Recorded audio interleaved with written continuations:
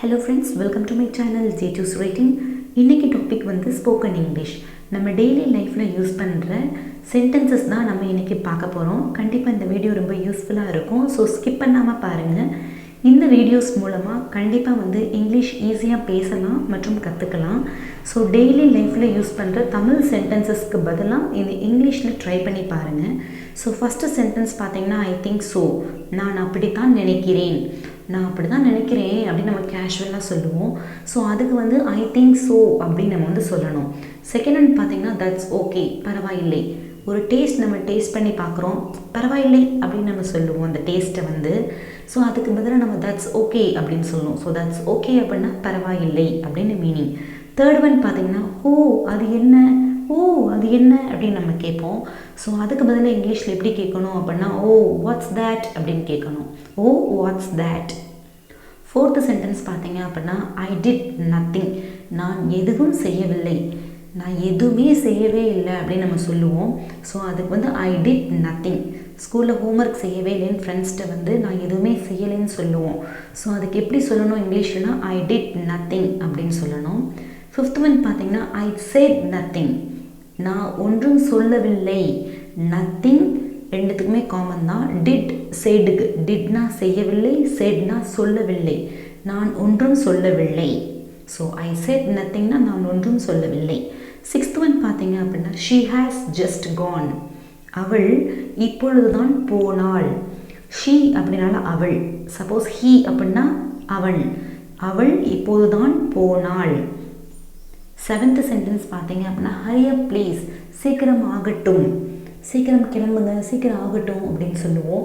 So அதுக்கு இங்கிலீஷில் கேஷுவலாக எப்படி சொல்லணும் அப்படின்னா ஹரி அப் ப்ளீஸ் அப்படின்னு சொல்லணும். ஸோ சீக்கிரம் ஆகட்டும் அப்படின்னா ஹரி அப் ப்ளீஸ்.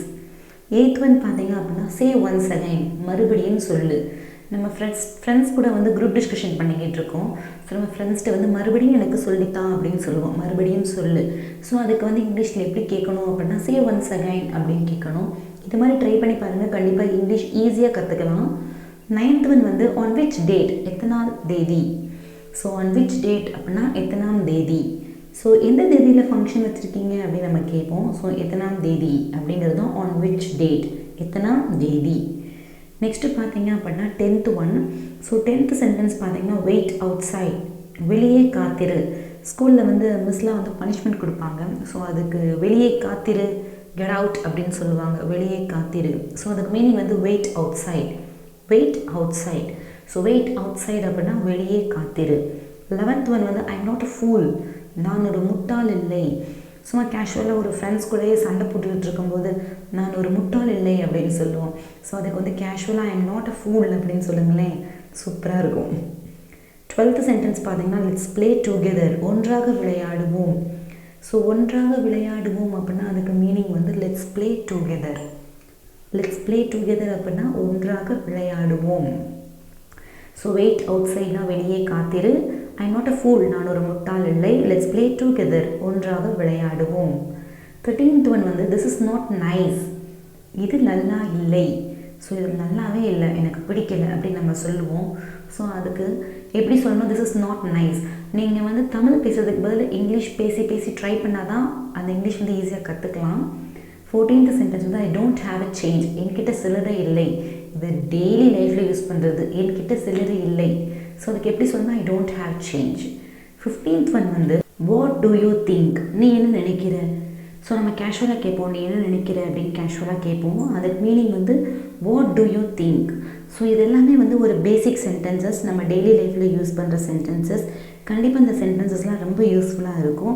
நீங்கள் டெய்லி லைஃப்பில் வந்து தமிழ் சென்டென்சஸ் யூஸ் பண்ணுறதுக்கு பதிலாக இங்கிலீஷில் பேசி ட்ரை பண்ணி பாருங்கள். கண்டிப்பாக வந்து இங்கிலீஷ் வந்து ஈஸியாக கற்றுக்கலாம். ஸோ இந்த வீடியோ மூலமாக நம்ம 15 சென்டென்சஸ் பார்த்தோம். இனி வரப்போகிற வீடியோஸ்லேயும் நிறைய பார்க்கலாம்.